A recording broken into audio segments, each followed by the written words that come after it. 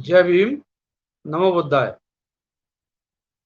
आज की चर्चा में आपका एसएम न्यूज चैनल पर स्वागत है। आज हमारा चर्चा का विषय होगा, मुस्लिम समाज ने भी जाति जनगणना की मांग की है। अब आगे क्या होता है, आज की चर्चा में हम इस पर डिस्कशन करेंगे।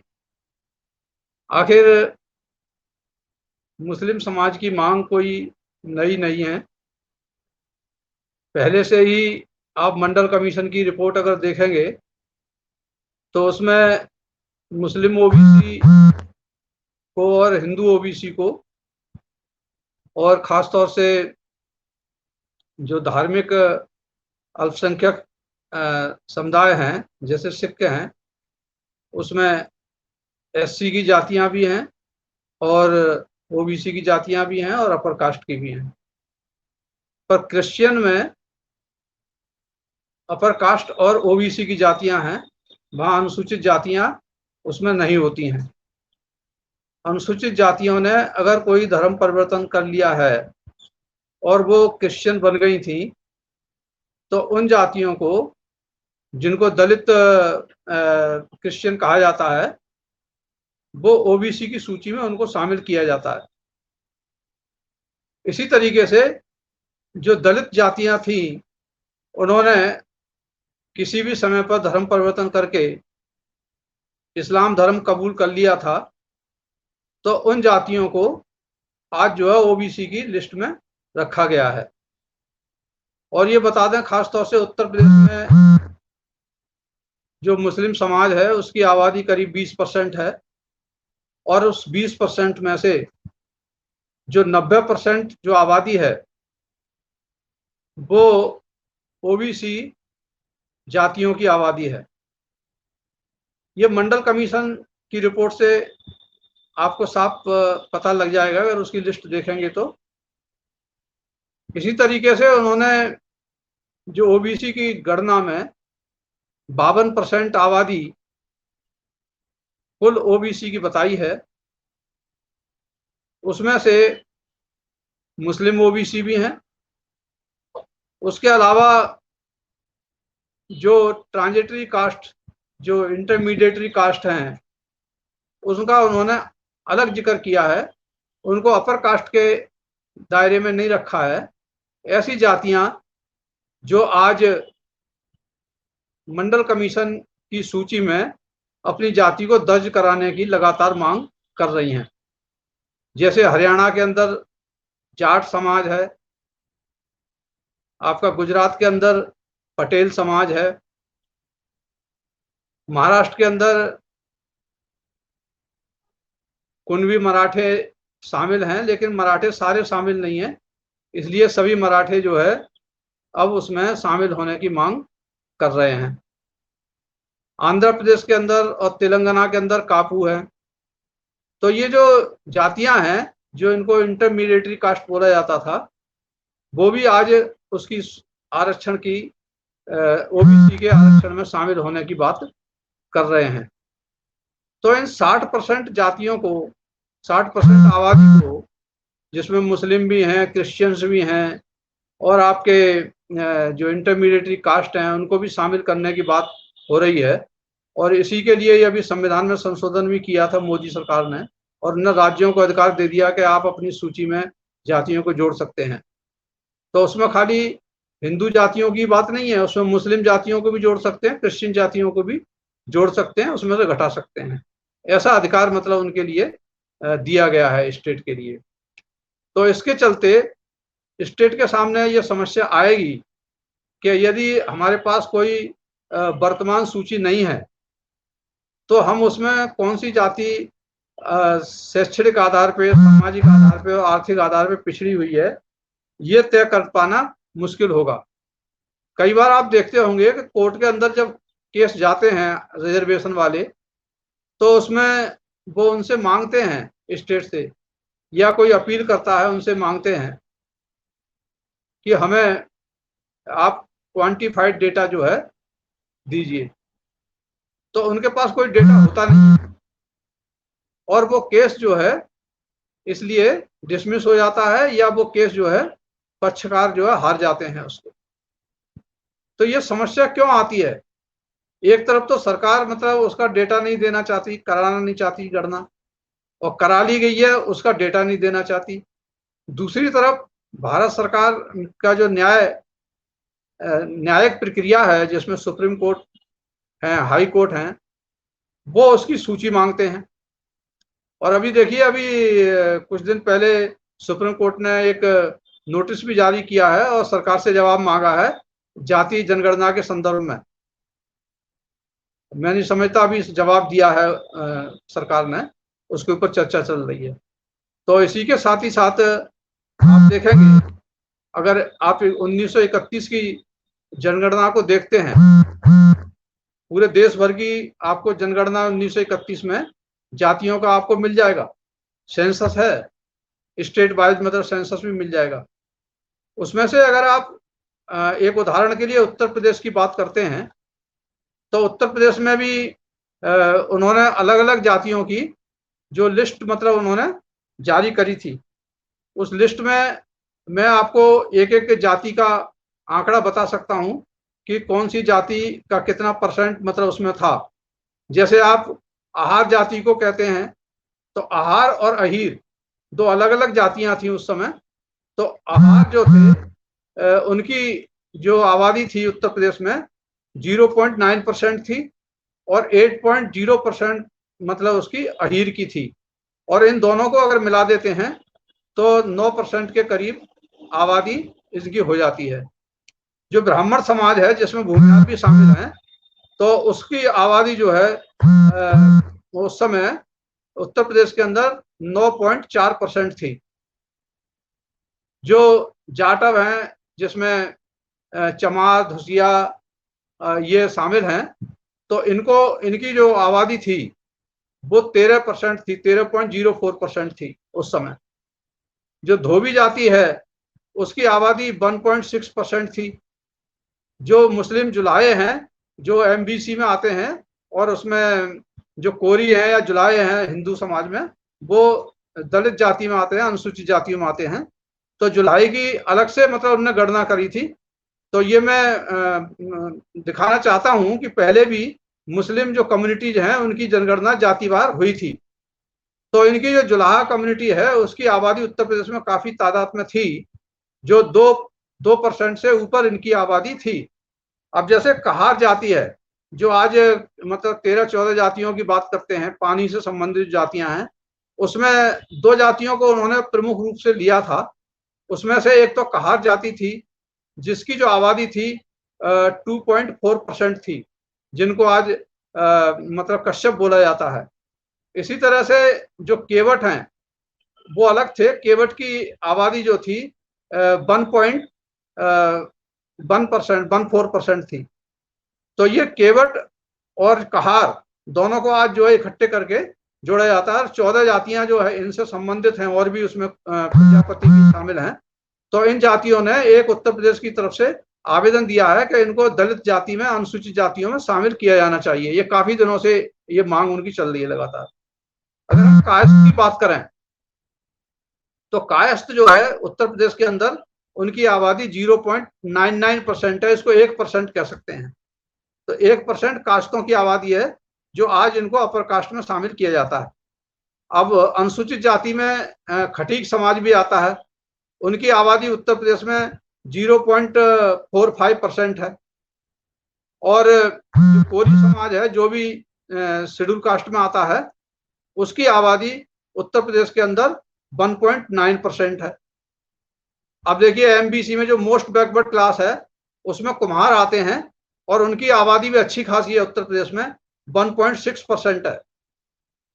जो कुर्मी ओबीसी हैं, जो इनको पटेल बोला जाता है, सचान बोला जाता है, और गंगवार बोला जाता है, और ये जो चौधरी भी लिखते हैं, वर्मा भी लिखते हैं, तो ये इनकी उत्तर प्रदेश के अंदर काफी अच्छी खासी तादाद है। और इनकी जो आबादी है उत्तर प्रदेश के अंदर वो 3.5% से भी ज्यादा है, 3.6% के करीब है। तो इसलिए एक ये मतलब एक राजनीतिक दृष्टि से ये काफी महत्वपूर्ण है। और ओबीसी में सबसे पहले इसमें शिक्षित होने वाले लोगों की संख्या सबसे ज्यादा कुर्मी समाज में थी। और ये भी बता दें कि आपका जैसे नीतीश कुमार हैं बिहार के अंदर, वो भी इसी समाज से आते हैं। और आपके क्या नाम है, जो शरद पवार हैं, जो मराठे हैं, वो भी कुर्मी मराठे इसी समाज से आते हैं। और जो पटेल हैं, पाटीदार जिन्हें बोलते हैं, वो भी इसी समाज से संबंधित हैं। जो पटेल लिखते हैं उधर भी पाटीदार भी पटेल लिखते हैं, इधर कुर्मी भी पटेल लिखते हैं। तो ये जो जातियां हैं, और जो आपके छत्तीसगढ़ के जो मुख्यमंत्री हैं भूपेश बघेल, वो भी इसी कुर्मी समाज से ही आते हैं। तो इस तरीके से ये जो हिंदी बेल्ट है, इसमें मतलब इनकी काफी अच्छी खासी आबादी है। और महाराष्ट्र में ये काफी इनके मतलब जो शिवाजी के जो वंश के ये माने जाते हैं। तो इस जाति में आप देखिए उत्तर प्रदेश के अंदर इस समय अनुप्रिया पटेल, एक उनकी अपनी पार्टी है समाज की, और वो मतलब बीजेपी के साथ एनडीए में शामिल है। इसी तरीके से उत्तर प्रदेश में जो बीजेपी के अध्यक्ष हैं स्वतंत्र देव सिंह, वो भी कुर्मी समाज से ही आते हैं। उसके साथ जो उत्तर प्रदेश में जो उत्तम पटेल हैं, जो समाजवादी पार्टी के अध्यक्ष हैं, वो भी इसी कुर्मी समाज से ही आते हैं। और उन्होंने पिछड़ी समाज का जो प्रकोष्ठ बनाया है, उसका अध्यक्ष भी इसी समाज से ही समाजवादी पार्टी ने बनाया है। तो इसमें इस समय जो प्रधान है धर्मेंद्र प्रधान, उन्होंने खुद अभी पार्लियामेंट में अपने भाषण में बताया था कि मैं भी कुर्मी समाज से ही आता हूँ। और प्रधान इनको जो अभी बीजेपी ने अपना कुर्मी समाज से प्रभारी बनाया उत्तर प्रदेश के इलेक्शन के लिए। तो इसमें काफी मतलब चाहे समाजवादी पार्टी की हो या मतलब जो है क्या नाम है बीजेपी की हो, ये दोनों की जो राजनीति है वो कुर्मी समाज के जो लोग हैं वही स्टेट के इसके लीडर हैं। और आप जानते होंगे कि जो बहुजन समाज पार्टी के जो पहले इधर अध्यक्ष थे उत्तर प्रदेश में, वो भी जंग बहादुर पटेल थे, कुर्मी समाज के थे इलाहाबाद से। और सोनेलाल पटेल हैं, ये भी बहुजन समाज में ही थे पहले। तो ये बहुजन समाज के साथ पहले बड़ी संख्या में कुर्मी समाज जुड़ा हुआ था। और इसी तरह से राम स्वरूप वर्मा, जो पहले मंत्री भी रहे हैं और अर्जक संघ के मतलब वो लीडर थे, और जिनको आपके जो नंद कुमार बघेल जो भूपेश बघेल जो मुख्यमंत्री हैं, उनके पिताजी भी उसी समाज से आते हैं और उनको अर्जक संघ को फॉलो करते हैं। इसीलिए अभी उत्तर प्रदेश में आकर के उन्होंने ब्राह्मणों के ऊपर कुछ टिप्पणी कर दी थी, और उसके तहत उनको उनके बेटे ने ही उनको जेल भेज दिया था। हालांकि उनको जमानत मिल गई है, अब बाहर आ गए हैं। तो कहने का मतलब यह है कि जो कुर्मी समाज है, जिसने ही सबसे पहले आरक्षण दिया था मतलब ओबीसी के लिए, जिसमें 1902 में छत्रपति साहू जी का महाराज का नाम आता है, वो भी इसी कुर्मी समाज से ही थे। और बाबा साहब डॉक्टर अम्बेडकर को जो आगे बढ़ाया था, वो भी छत्रपति साहू जी महाराज ने उस समय आगे बढ़ाया था, वो भी कुर्मी समाज से ही थे। तो कुर्मी समाज का और पिछड़े समाज का, दलित समाज का एक बहुत ही मतलब हार्दिक मतलब लगाव रहा है। और वो जो है जो गैर ब्राह्मण जो राजनीति है उसके ये अगुआ रहे हैं हमेशा से। उसके बाद लोधा समाज जो ओबीसी में आते हैं, जिसमें कल्याण सिंह थे मुख्यमंत्री, तो उनका भी इसमें अच्छी खासी तादाद है। और इनका 2.3% के करीब इनकी आबादी उत्तर प्रदेश के अंदर है। अब नाई समाज की बात करते हैं, जो बार नाई हिंदू समाज के जो हैं, उनकी आबादी जो है 1.87% है। इनकी भी बहुत अच्छी तादाद है। पासी समाज जो उत्तर प्रदेश के शेड्यूल कास्ट में आता है, उनकी आबादी भी जाटव समाज के बाद में वो ज्यादा है, 3.02% उनकी आबादी है। और अब देखिए जो अपर कास्ट में जो ब्राह्मण समाज है, उसका आपने देखा कि 9% की करीब उनकी आबादी है उत्तर प्रदेश के अंदर। तो राजपूत समाज जो है ये उसके बाद में दूसरे नंबर पे आता है। उसकी आबादी जो है 7.76 यानी 7.8% है। तकरीबन इनको भी 9% के करीब कह सकते हैं, जो ब्राह्मण से थोड़ा कम है, लेकिन ब्राह्मण से जो है कम नहीं है। इसलिए हमेशा जब कांग्रेस की सरकार होती थी, कांग्रेस की राजनीति होती थी, उसमें राजपूत और ब्राह्मणों की आमने सामने की टक्कर होती थी। कभी इनका आपस में सामंजस्य राजनीति में नहीं हो पाया है। हालांकि सांस्कृतिक रूप से भले ही एक हों, दोनों ही हिंदू हैं, अपर कास्ट के हैं, लेकिन राजनीतिक दृष्टि से इनका कभी जो है मेल मिलाप नहीं हो पाया है। और आज इसीलिए देख रहे हैं कि आज राजपूत समाज मतलब उसके जो जो उत्तर प्रदेश है उसके मुख्यमंत्री हैं योगी आदित्यनाथ जी, और उन्होंने ब्राह्मण समाज को साधने के लिए डिप्टी सीएम भी बनाए हुए हैं। ओबीसी को साधने के लिए उनका डिप्टी सीएम बनाया हुआ है, लेकिन फिर भी जो है ना ओबीसी की बात बन पा रही है और ना ब्राह्मणों की बात बन पा रही है। एक ब्राह्मणों का एक बड़ा वर्ग जो है अपने सतीश चंद्र मिश्रा जी के नेतृत्व में बहुजन समाज पार्टी के साथ खड़ा हुआ दिखाई दे रहा है। अभी पीछे दिनों में सम्मेलन भी हुआ है और वो बहुत ही स्ट्रेटेजिक तरीके से उत्तर प्रदेश को जीतने का काम कर रहे हैं। अब आता तेली समाज की बात करते हैं, जो गुप्ता भी लिखते हैं तेली समाज के लोग, तो ये अति पिछड़े वर्ग में आते हैं और इनकी भी बहुत अच्छी खासी तादाद है उत्तर प्रदेश के अंदर, 2% से ऊपर इनकी आबादी है। इसी तरह से जो एंग्लो इंडियन यूरोपियन ये भी पहले थे, लेकिन ये तो नॉमिनल है, इसके बारे में ज्यादा बात करने की जरूरत नहीं है। लेकिन इन जातियों के अलावा जो हमने करीब 18 जातियां बताई हैं, जो बड़ी जातियां हैं, बड़ी आबादी है, जो राजनीति में अपना दखल रखती हैं। इसके अलावा और छोटी छोटी आबादी वाली जातियां हैं, जो करीब 20 जातियां थी उस समय 1931 में जब गणना हुई थी, तो उनकी आबादी भी करीब 35% है। उन सबको मिला दो तो 35% के करीब है। तो 35% में इनमें इनके अंदर थोड़ा सा बीजेपी ने इन जातियों में से अपनी तरफ उनको जोड़ने की कोशिश की है और उसमें जागृति लाने की कोशिश की है। और इन्हीं 35% में मुस्लिम समाज भी शामिल है, क्योंकि हमने मुस्लिम समाज में से सिर्फ 2% के जुल्हा को शामिल किया है और आज उत्तर प्रदेश के अंदर 20% आबादी है। तो अगर 20% से 2% उसको जुल्हा को निकाल देते हैं तो 18% जो जातियां हैं, 18% जो मुस्लिम जातियों की आबादी भी वो 35% में शामिल है। तो 35 को अगर निकाल देते हैं तो उसके अलावा जैसे जाट हो गए, त्यागी हो गए, भूमियार हो गए, इस तरह की जो जातियां हैं और भी कुछ अपर कास्ट की हैं, कुछ मतलब उसकी हैं, क्रिश्चियंस हो गए। तो ये जो 35% कुल मिला करके ये बैठते हैं, जिनको अन्य जातियों को श्रेणी में यहाँ पर रख सकते हैं, 20 अन्य जातियों को।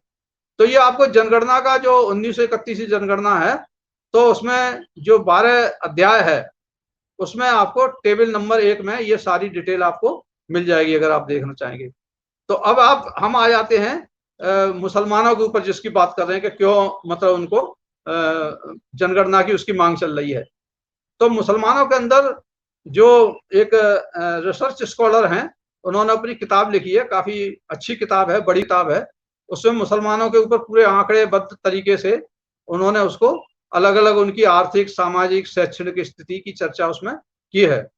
तो उसी किताब से ही मैं ले रहा हूँ ये जो मैं आपको बताने जा रहा हूँ। तो उसमें से उन्होंने बताया है कि यहाँ पे उत्तर प्रदेश के अंदर खास तौर से उन्होंने हाईलाइट किया है। उन्होंने कहा 3 जातियां इसमें मुसलमानों के अंदर 3 वर्ग हैं। जैसे हिंदुओं के अंदर ब्राह्मण, क्षत्रिय और वैश्य हैं, SC, ST, OBC हैं। इसी तरह से यहाँ पर मतलब इसमें मुस्लिम समाज के अंदर 3 वर्ग उन्होंने बताए हैं। पहला वर्ग जो है वो अशरफ जातियों का है, जो या तो मतलब जो उच्च जातियां हैं या विदेशों से जिनके पूर्वज आए थे, जो मतलब शाही उसमें रहे हैं, तो उस वर्ग के लोग हैं, जो ज्यादातर जमींदार भी थे, उनमें से नवाब भी थे। तो उन मुसलमान जिसमें विदेशी मुसलमानों के सभी स्पष्ट वंशज हैं और अरब, फारसी और अफगान यहाँ से मतलब वो लोग आए थे। और हिंदुओं से, उच्च जातियों से, जैसे त्यागियों से, जाटों से और आपका जो राजपूतों से बड़ी संख्या में लोग जो कन्वर्ट होकर के मुसलमान बने हैं, उनको इस श्रेणी में रखा जाता है, अशरफ की श्रेणी में रखा जाता है, जैसे सैयद, मुगल, पठान कह देते हैं। तो दूसरी जो श्रेणी आती है अजलाफ की आती है। अजलाफ कौन है? अजलाफ वो है जिस तरह से हम इनको ओबीसी बोलते हैं हिंदू जातियों में, पिछड़ा वर्ग बोलते हैं। तो वो जो है इसमें अजलाफ उनके लिए बोलते हैं। और उसमें जैसे जुल्हाए की हमने उधर बात कर रहे थे, तो बुनकर जो है इसी में आते हैं। कपास के जो काटर हैं, जो कड़ेरे बोलते हैं, जैसे तेली हैं, तेल का मतलब जो प्रेशर चलाते हैं, कोल्हू चलाते हैं, नाई बार्बर हैं, दर्जी हैं, इस तरह के बहुत सारे बढ़ई हैं, ऐसे बहुत सारे समूह हैं जो दस्तकार समूह हैं, उनके लिए इस समूह में रखा जाता है और उनको ये निम्न जाति मानते हैं और इनको अपनी शादी ब्याह में भी जो उच्च जाति के जो मुसलमान हैं वो इनको निमंत्रण नहीं देते हैं। ऐसा भी मतलब जो बीबीसी की रिपोर्ट में एक सर्वे में बताया है। तीसरी जो कैटेगरी है वो अर्जल की है, जो अनुसूचित जाति के हिंदुओं के समकक्ष हैं।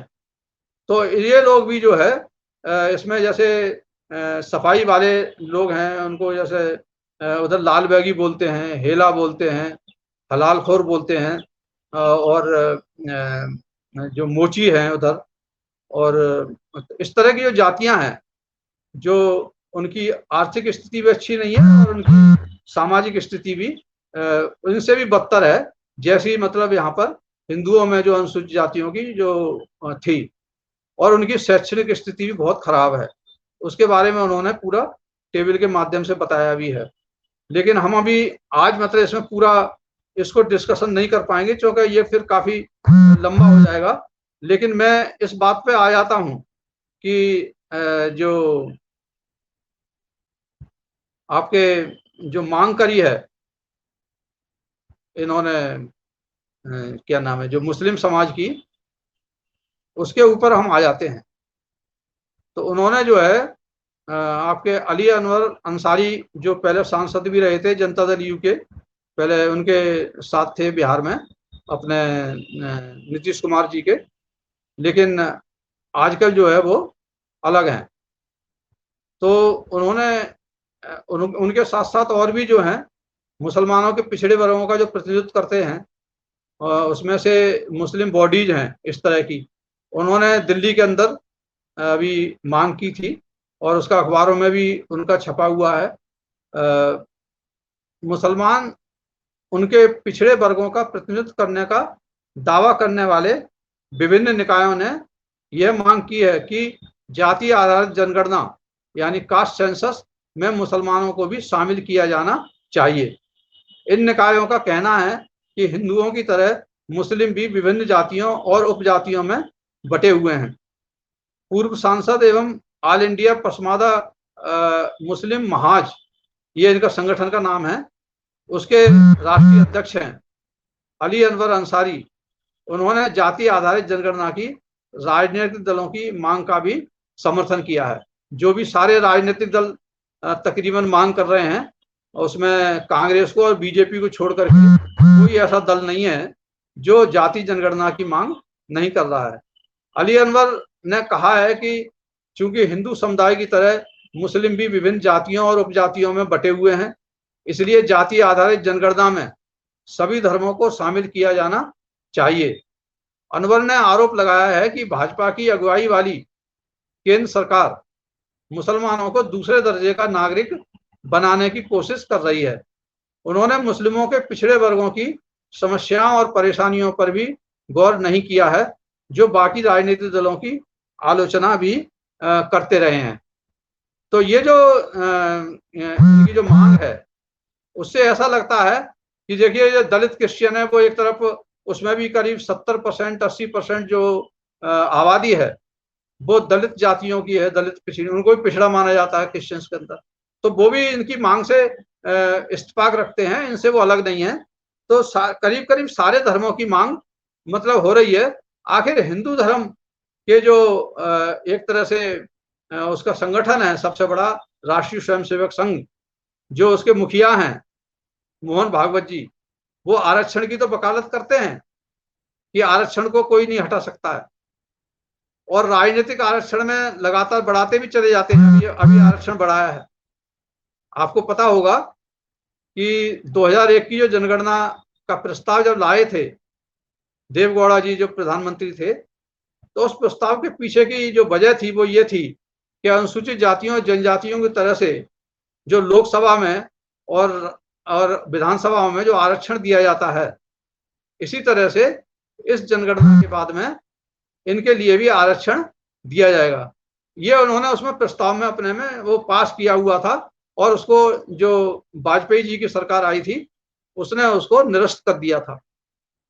तो ये जो चीज थी, एक डिमांड जो है ओबीसी के जो सांसद हैं उनकी चल रही है कि अनुसूचित जाति और जनजातियों की तरह से उनके लिए राजनीतिक रिप्रेजेंटेशन मिलना चाहिए।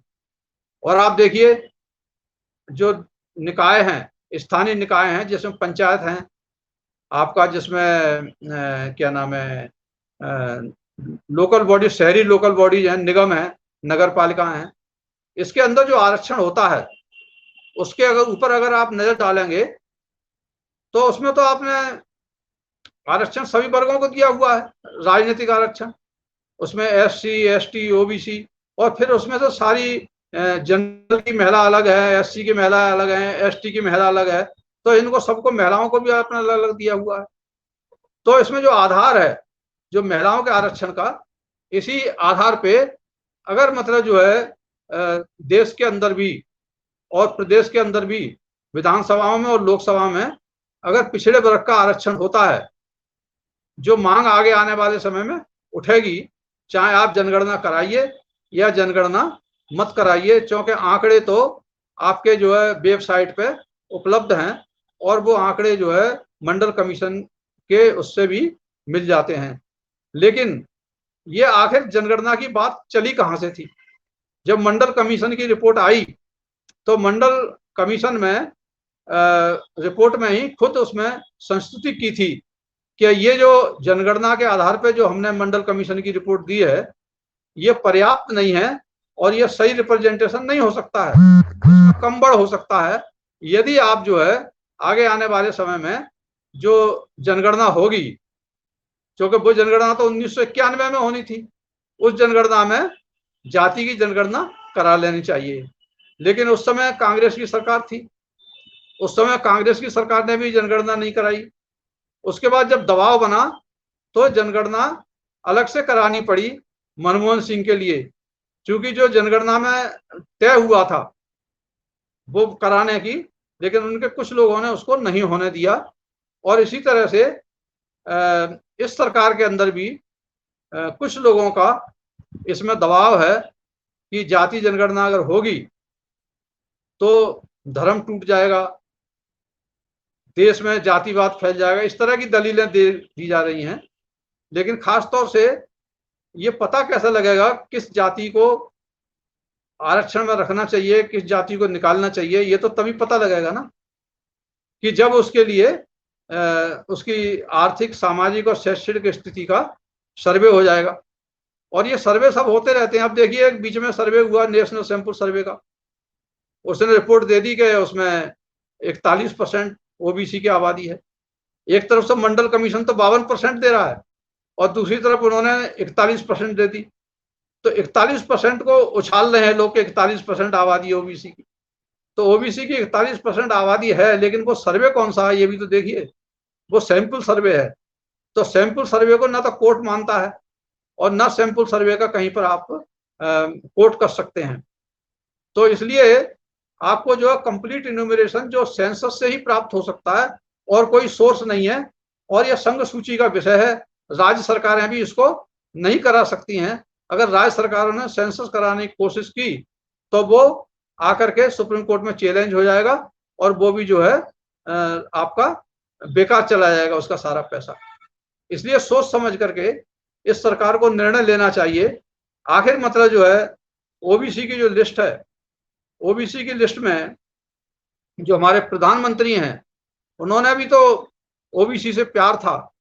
अगर वो ओबीसी 2002 में नहीं बनते, अपनी जाति को ओबीसी की लिस्ट में शामिल नहीं करते, तो उनको जाति प्रमाण पत्र नहीं मिलता, और जाति प्रमाण पत्र नहीं मिलता तो वो ओबीसी नहीं हो पाते और वो ओबीसी के लीडर नहीं बनते।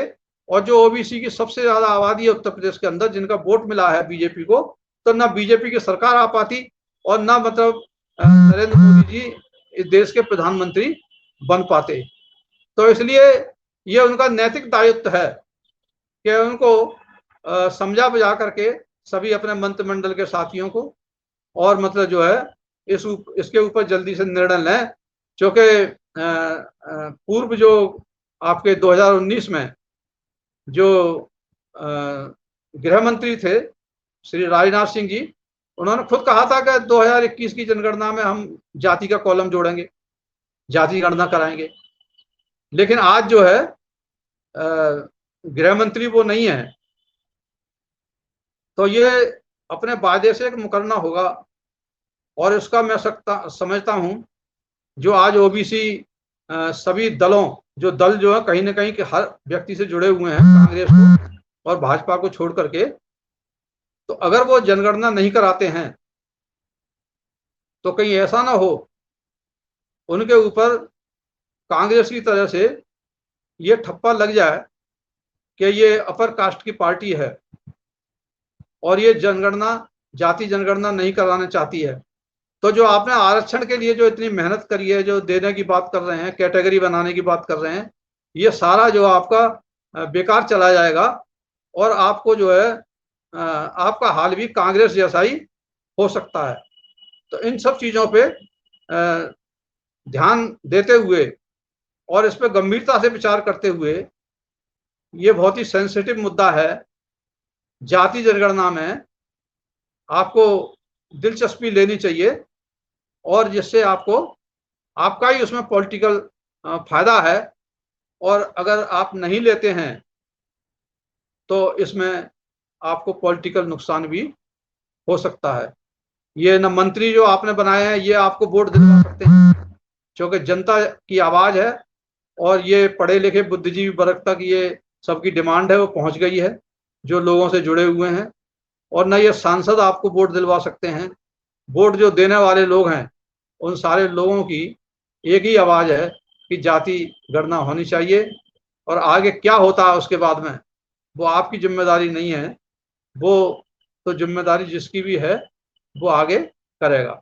लेकिन आपकी अभी जिम्मेदारी ये है कि जाति जनगणना करा देनी चाहिए और इसमें कोई किसी वर्ग के दबाव में आकर के इसको नहीं रोकना चाहिए। और आज कांग्रेस की सरकार नहीं है लेकिन कांग्रेस को छोड़ते नहीं है, नेहरू जी को नहीं छोड़ रहे हैं लोग। और धीरे धीरे करके जो ओबीसी वर्ग है वो जागरूक होता चला जा रहा है। आज पहले जैसा ओबीसी वर्ग नहीं रहा कि दरी बिछाने वाला था, आज मतलब जो है उसके अंदर जागरूकता आ रही है। और एससी एसटी और ओबीसी और देखिए आज मुसलमान भी, ये सारे लोग इकट्ठे होकर के आवाज उठा रहे हैं इस मुद्दे पे। सभी एक हैं, सारी पार्टियां एक हैं। तो इसलिए मैं समझता हूं इस पे सरकार ध्यान देगी और जाति जनगणना को कराएगी। और जो पसमादा मुसलमान हैं वो, उनको तो डर नहीं लग रहा मुसलमानों को मुसलमान टूट जाएगा, जबकि मुसलमान जो है जाति की बात नहीं करते हैं। लेकिन अगर मुसलमान इस तरह से होते हैं, अपनी डिमांड उठाते हैं, तो बहुत अच्छी बात है। और इससे देश का समग्र विकास होगा, मुसलमानों की समग्र विकास हो सकता है। जो पिछड़े हुए मुसलमान हैं, जिनकी स्थिति जो आज दलितों से बदतर है, उनका भी फायदा मिलेगा। और उसी तरीके से जो ओबीसी वर्ग है उनका समग्र विकास जब तक नहीं हो सकता जब तक जाति जनगणना नहीं होगी। तो इसी चर्चा के साथ में आज हम इस चर्चा को यहीं समाप्त करते हैं और आप लोगों से विदा लेने का आज समय आ गया है। कल फिर मिलेंगे एक नए टॉपिक के साथ। जय भीम, नमो बुद्धाय।